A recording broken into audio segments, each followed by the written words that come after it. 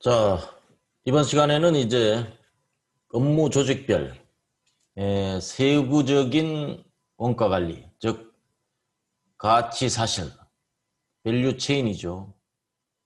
밸류 체인별로 발생하는 원가의 세부 명세와 분석을 살펴보도록 하겠습니다. 자, 지금 보시는 그림은 밸류 체인이죠. 자, 밸류 체인은 연구 개발, 구매, 생산, 물류, 마케팅, 영업 서비스, 기업 관리 지원. 자, 이게 이제 아주 거의 표준에 가까운 밸류 체인이라고 할 수가 있겠습니다. 자, 여기서 일단 연구 개발 부문부터 먼저 세부적으로 살펴보도록 하겠습니다. 원가의 95%가 결정되는 아주 중요한 기능이라고 할 수 있죠. 회사의 어떤 기술의 보고, 경쟁력의 원천, 뭐 이렇게 말할 수도 있어요. 자, 업무 프로세스를 한번 살펴보도록 하겠습니다. 자, 상품 개발, 자, New Product Development입니다. 기술 개발, New Technology Development예요. 자, 모든 것은 그 필요를 중심으로 합니다. 필요. 니즈가 있어야 돼요. 고객의 니즈. 그 다음에 seed. 이 두 가지를 기본으로 해서 기본적으로 새로운 상품 개발에 대한 컨셉 전략 회의를 하는 것이 1단계입니다. 그래서 기본적으로 이제 상품 기획에 돌입하게 됩니다. 그래서 타겟을 설정하고 프로덕트를 정의하고 퍼펙트 프로덕트를 정의합니다. 여기서 이제 퍼펙트 프로덕트를 정의한다는 것은 그 어떤 제품에 대한 완벽한 모습을 구현하게 됩니다. 이것은 나중에 G의 MPI 시스템, New Product Introduction, 신제품 개발입니다. G의 MPI 프로그램에서 위닝 프로덕트라는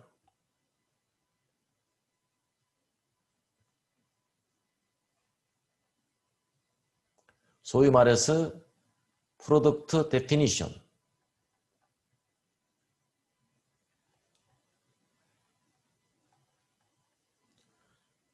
자, 프로덕트 데피니션이라는 형태로 그 명확하게 정의가 됩니다. 그 전만 해도 암묵적으로 세상에 이렇게 일부 기업에서 그 하고 있던 일들이 G의 MPI를 계기로 세상에 드러나게 된 것이죠. 핵심은 위닝 프로덕트, 그 다음은 퍼펙트 프로덕트 두 개를 정의하는 것입니다. 완벽한 프로덕트의 이미지를 정의하고 또 하나는 나아가서 이기는 제품에 대한 그 기본 컨셉을 그 결정하고 이기는 그런 컨셉대로 제품을 만들어가는 것입니다. 그 다음에 리스크 평가, 그 다음에 MGPP는 이것도 이제 G의 그 MPI를 통해서 그 전에도 있었던 거지만 세상에 널리 알려진 다세대 계획입니다.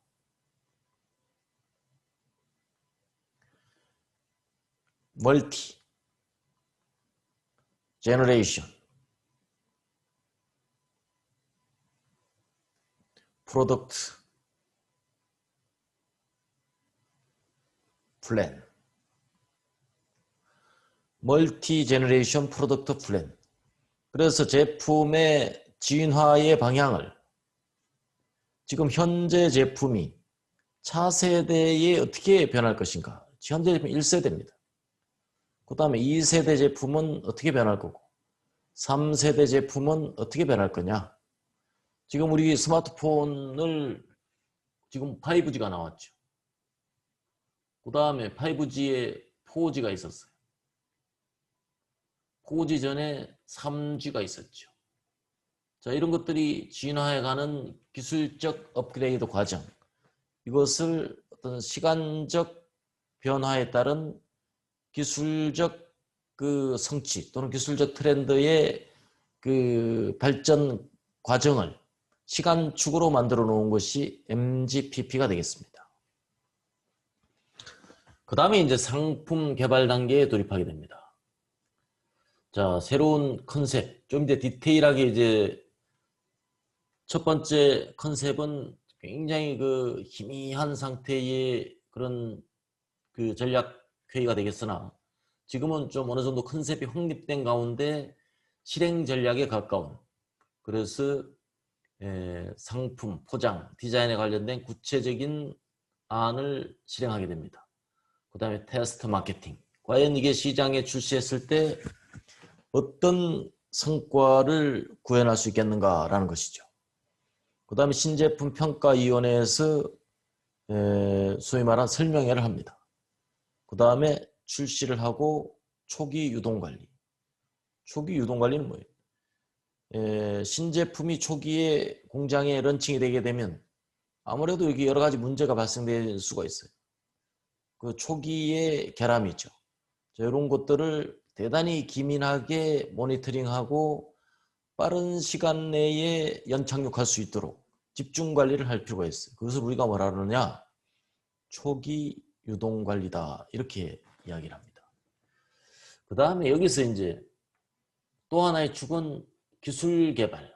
보통 이제 그 연구소를 보면 연구개발 부서가 있고 보통 선행기술연구라는 부서가 따로 있는 경우가 있어요. 그래서 조금 선행기술은 그 미래 기술을 좀 그 선행해서 개발하는 그런 개념이죠. 그래서 기본적인 지식을 스터디하는 게 굉장히 중요합니다. 그 다음에 지식과 창조, 그 다음에 아이디어, 이것들이 결국은 제너레이팅 돼서 기술적인 아이디어가 탄생하게 됩니다. 그래서 잠재적인 기술평가가 이루어집니다. 통상 사내기술위원회와 같은 조직에서 회의체에서 이루어지죠. 그럼 구체적으로 이제 기술개발 계획에 돌입을 합니다. 마찬가지로 타겟을 설정하고 기술을 정의합니다. 그 다음에 리스크를 평가하고 마찬가지로 여기도 MGPP가 그 동원이 됩니다.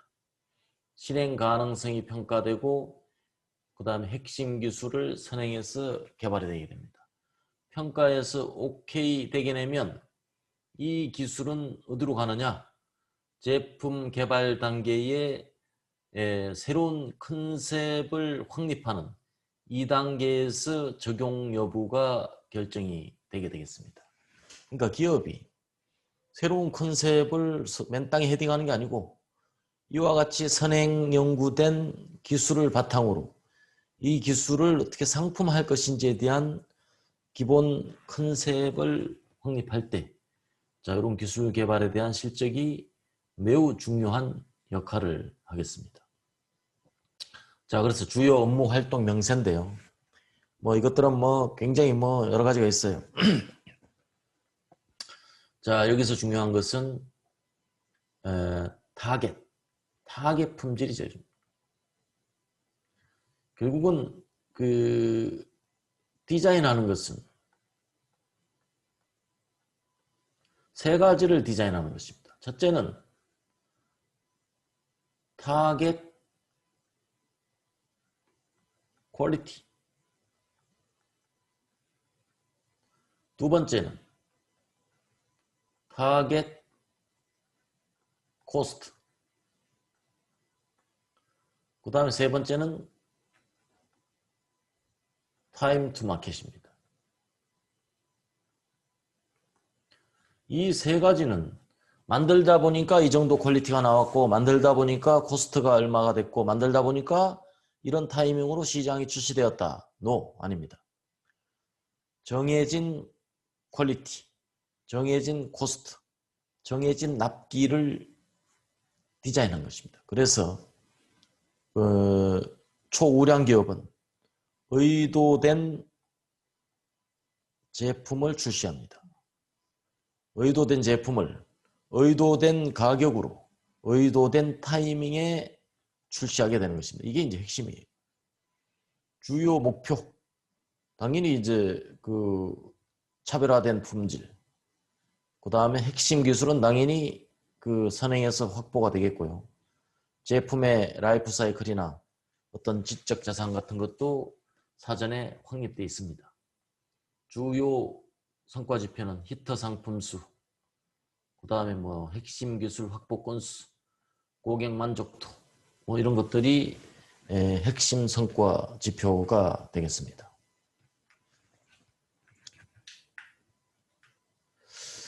자, 다음은 이제 생산을 살펴보도록 하겠습니다.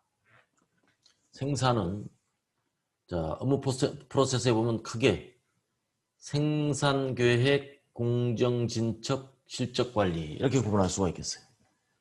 자, 생산 계획은 주간 계획, 일별 계획. 자, 이와 같이 나옵니다. 그 다음에 일별 계획에서 입고 정보, 반제품 제조, 포장, 실적 수집, 실적 정보 입력 이렇게 됩니다. 자, 여기서 이 재고라는 거하고 밀접하게 정보를 공유해야 돼. 또 매출이라는 것.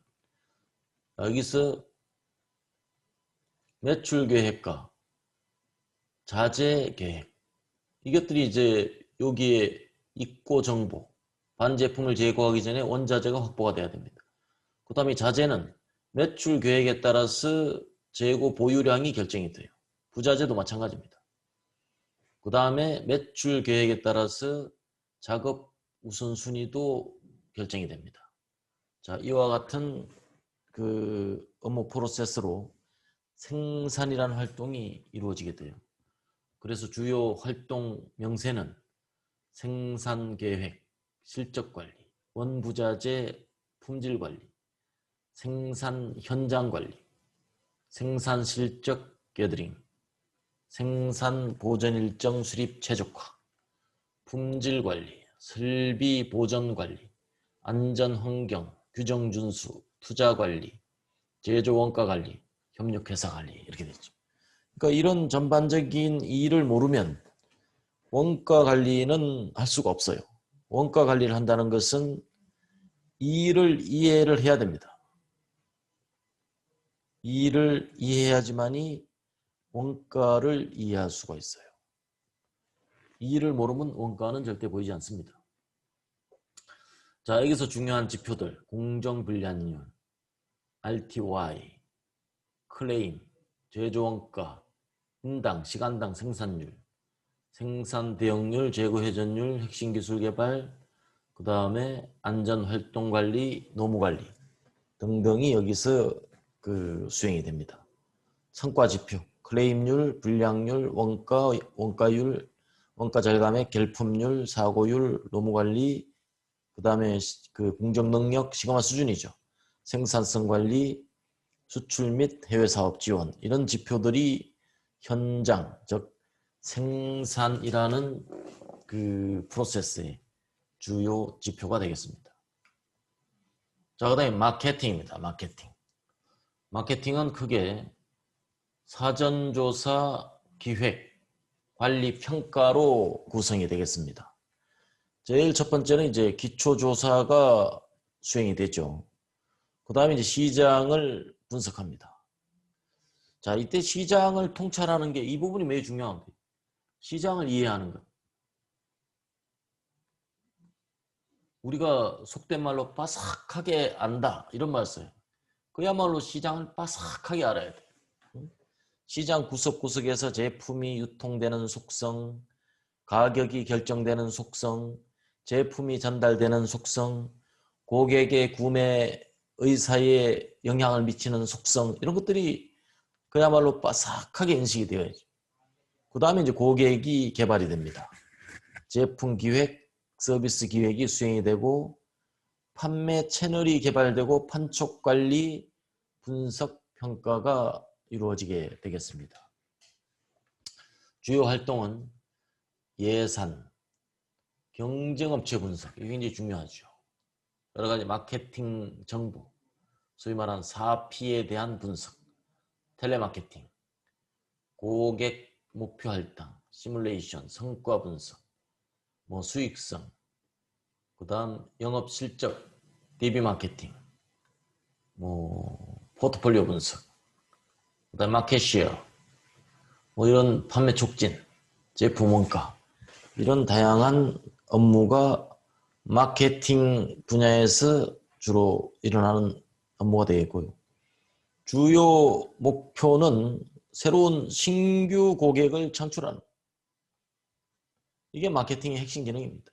그 다음에 두 번째는 고객을 유지하는 겁니다. 그러니까 두 키워드로 이야기하면 고객 창조와 고객 유지, 이게 핵심이에요. 그래서 시장 점유율, 고객 점유율, 유치율, 마케팅 비용, 채널별 수익성, 광고 인지도, 재구매율, 매출 증가율, 제품 만족도, 가격 만족도, 다 여기에 해당이 되겠습니다. 그 다음에 기업 및 기업 관리 및 지원이 되겠습니다. 자, 업무 프로세스는 제일 첫 번째는 사업계획, 예산 집행, 실적 집계, 분석 및 평가입니다. 자, 이제 주로 회계관리 분야에서 이루어지게 되는 매출과 이익, 그리고 EVA, 통제 비용, 투자 계획. 그래서 원재료 구매를 통해서 투자가 집행이 됩니다. 그 다음에 이제 그 원장 관리, 재무제표, 시산표. 자, 이것이 나중에 재무제표라는 그런 도구의 문서에 담기게 되고 실적이 보고되고 평가가 됩니다. 자, 이때 해야 될 일은 주로 관리 회계적인 측면에서 간접비, 제품 원가 기획, 실제 제품 원가, 그 다음에 통합 영업 및 순익 계획이 관리 회계 쪽에서 수반이 됩니다. 재무 회계적인 관점에서는 총 계정 원장 회계 처리, 미수금 계정, 현금 흐름표, 그 다음에 활동 기준 원가, 원가 요소 관리, 세부 시장에 따른 수익성 분석, 수익센터별 이전 가격, 미지급금, 은행 회계 등이 이루어지게 되겠습니다. 주요 업무 목표는 정보 제공의 적시성, 결산 원가의 최소화, 세분화된 성과 측정, 글로벌 경영 관리. 자, 이런 것들이 주요 업무 목표가 되겠습니다. 주요 성과 지표는 EVA, 그 다음에 자본 수지 리드 타임, 자동 붕괴율, 사업 계획 소요 시간. EVA는 Evaluate Value Analysis죠. 이거는 자본 수익률입니다. 이익이 100억이 났다.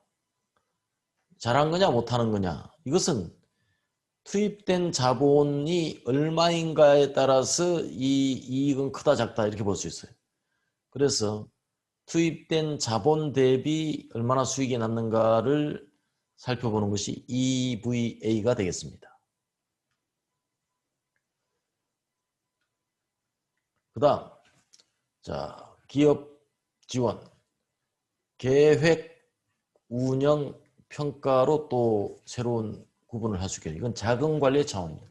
조금 전에는 회계 관리의 측면이었고 지금 자금 관리적 측면에서 계획 당연 경영 목표, 사업 계획, 예산 편성. 여기서 자금 계획이 수립이 되고 그 다음에 이제 활동이 이루어집니다. 영업 활동, 작업 집행. 그 다음에 이제 계획 목표가 수정될 경우가 있고 관리 평가가 이루어지게 됩니다. 그래서 전체적으로 사업 진도 분석, 원가 분석, 예산 차이 분석, 그 다음에 자금 과부 부족 같은 것들이 분석되고 평가가 됩니다. 그래서 자금 관리라고 하는 것은 첫째는 현금 관리, 두 번째는 전자금융, 세 번째는 재무 투자 또는 부채 관리, 자, 네 번째는 저당권 설정 및 대출, 네 번째는 외환 관리, 다섯 번째는 시장 위험 분석, 시뮬레이션 등이 주요 업무 활동이 되겠고요. 업무의 주요 목표는 효과적 자금 운용 및 관리입니다. 그 다음 신속하고 합리적인 의사결정이 두 번째.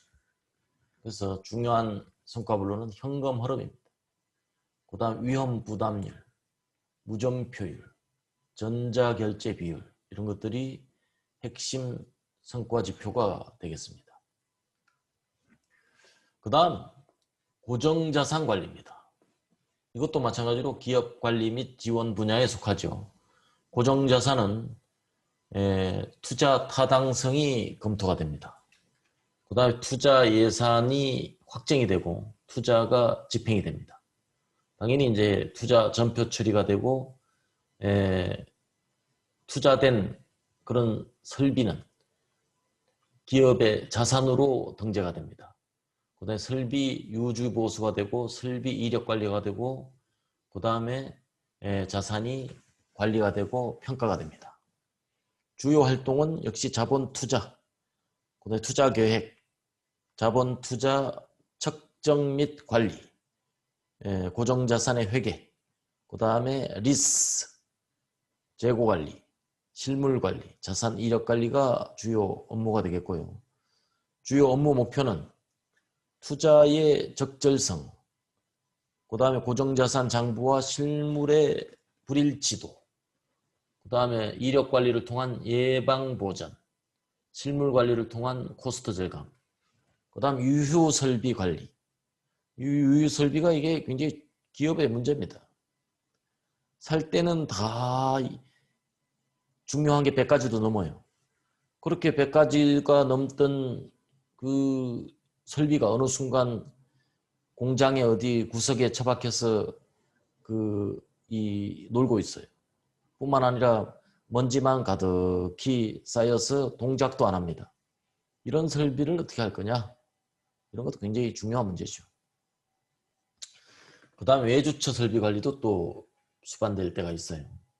주요 성과 지표는 정확한 투자 정보, 두 번째는 예방 보존으로 설비 가동률을 향상시켜야 됩니다. 세 번째는 설비의 실물 관리로 코스트를 절감해야 될 필요가 있습니다. 이것이 기업 관리 및 지원의 고정자산 관리가 되겠습니다. 그 다음에 지식경영이에요. 지식경영은 어떻게 요약을 할까요? 지식경영은 크게 두 가지로 우리가 요약할 수 있습니다. 하나는 암묵적 지식이,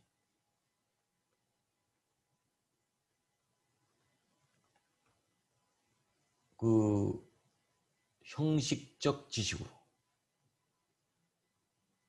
이게 무슨 말일까요? 책상 서랍 안에 있는 것은 암묵적 지식이에요. 그 다음에 외부로 나와서 문서 번호가 형성이 되고 정확하게 문서화해서 보관되고 있는 게 형식적 지식입니다. 이게 굉장히 중요한 거죠. 두 번째는 개인적 지식이 조직 지식으로 바뀌는 거예요. 이게 이제 두 번째 지식 경영입니다. 그래서 어떤 지식을 포착하고 구축하고 활용하고 확산하는 것입니다.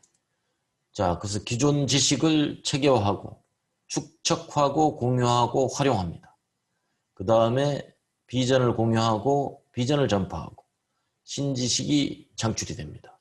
자, 이와 같은 피드백 루프가 여하이 잘 사이클링 될 때 기업의 지식 경영은 잘 이루어지고 있다, 이렇게 볼 수가 있겠습니다. 자, 주요 활동은 지식 창조 평가, 이전 성능 역량 개발, 그다음 인프라 구축, 문화 형성, 교육 홍보 같은 것들이 중요한 관리 포인트가 되겠고요. 주요 업무 목표는 지식의 조직화, 지식의 확대 재생산을 통한 핵심 역량을 비양한다. 핵심 역량이란 뭘까요? 핵심 역량은 첫째, 고객에게 가치를 주어야 돼. 가치 부여가 됩니다. 고객의 기준에서 가치가 부여돼야 돼. 두 번째, 모방 불가능성. 쉽게 모방할 수 없어요. 쉽게 모방할 수 있는 것은 핵심 역량이라고 할 수 없어요.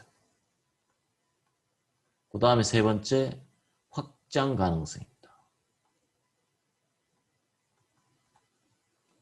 그래서 고객에게 가치를 부여하고 모방하기 어려우면서 무한한 확장성을 가질 때 그것은 핵심 역량이 될 수가 있습니다. 자, 그 다음엔 고부가가치 상품, 서비스 제공 및 신사업 창출입니다. 그 다음에 주요 성과 지표로는 지식 등록수, 토론 답변수, 우수 지식수, 지식 동아리 활동 지표, 지식 조회수, 리더타임 단축 등이 주요 성과 지표가 되겠습니다.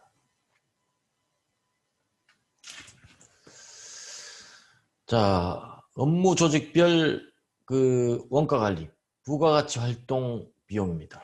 이것은 Value Added Activity라고 정의할 수가 있어요. 그래서 코스트 밸류 체인 정의를 통해서 원가 프로세스와 원가 활동들은 정의된 바가 있어요. 그래서 이 정의된 것들 중에서 우리 회사의 핵심 성공 요소, 소위 말하는 크리티컬 석세스 팩터, 아까 이야기했죠. 크리티컬 석세스 팩터와 연계해서 진정으로 부가가치 활동인가를 그 모든 사람이 공히 인정할 수 있을 때 그 논리에 의해서 차별화될 필요가 있습니다. 자, 정보화를 통해 기대되는 IT적인 가치, 자, 연구개발, 설계, 마케팅, 생산 기술이 연계된 종합적인 제품 정보 관리, 굉장히 훌륭한 일이죠. 제품 출시에 대한 히스토리 데이터를 바탕으로 한 효과적인 타이밍 포착, 이것도 대단히 가치 있는 일입니다. 그 다음에 라이프 사이클의 트렌드, 그 다음에 브랜드 인덱스 트렌드를 분석하는 것, 가치 있는 일이죠. 마켓 트렌드, 신제품 마켓 포텐셜을 추정하는 것, 이것도 마찬가지입니다. 그 다음에 선진시장 구조, 신제품 출시, 다국적 기업 정보 수집 및 분석, 이런 것도 필수적인 일입니다.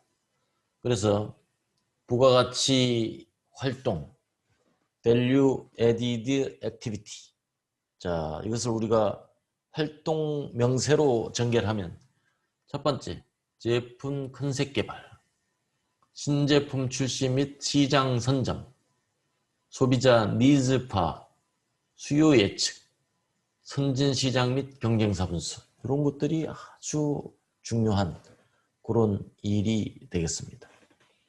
그 다음에 IT 의존도, 그래서 4점, 4점, 3점, 2점, 3점. 자, 이렇게 평가 레이팅까지 완료가 되었습니다.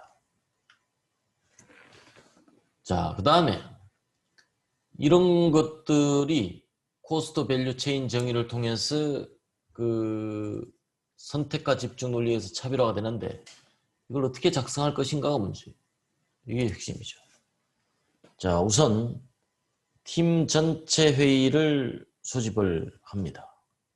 그래서 지난 서베이에서 팀 원가 프로세스, 원가 목표, 성과 지표에 대해서 작성을 한 주체가 있어요. 그 내용을 발표를 합니다. 그 다음에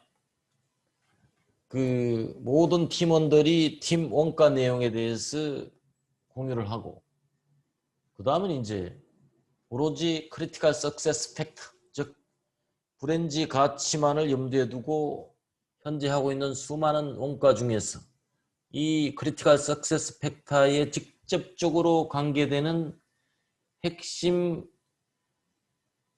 원가 활동을 정의합니다. 그래서 최종적으로 중요한 5가지를 발췌합니다. 그 다음 부가가치 활동별로 IT의 도움이 필요하면 최고 점수는 5점이에요. 아무리 IT의 기능이 좋아도 이 여건상 절대적인 영향을 미친다. 그렇다면 IT 온전도는 1점이 되겠습니다. 그 다음에 즉 1점에서 5점 사이의 척도로 IT 의존도의 협의를 거쳐서 평가를 해주게 됩니다. 1점이 이제 가장 우선되는 그런 점수가 되겠죠. 그 다음에 각각의 부가가치 활동별로 그 IT적으로 어떤 도움을 받기를 희망하는지를 노출합니다. 그 다음에 현재는 어떤 시스템을 활용하고 있는지, 그 다음에 내가 알고 있는 그 IT 기술 수준이 어디까지 왔는지, 또 폭을 넓혀서 어떤 기능들이 제공될 수 있으면 좋겠다라고 하는 구체적인 아이디어까지 전달이 됩니다. 예를 들면 모든 고객 정보들이 통합 관리된다. 분석하고 싶은 다양한 차원에서 분석이 가능하다. 분석 결과를 실시간으로 조회한다. 등 팀원들의 의견을 반영을 하게 되겠습니다.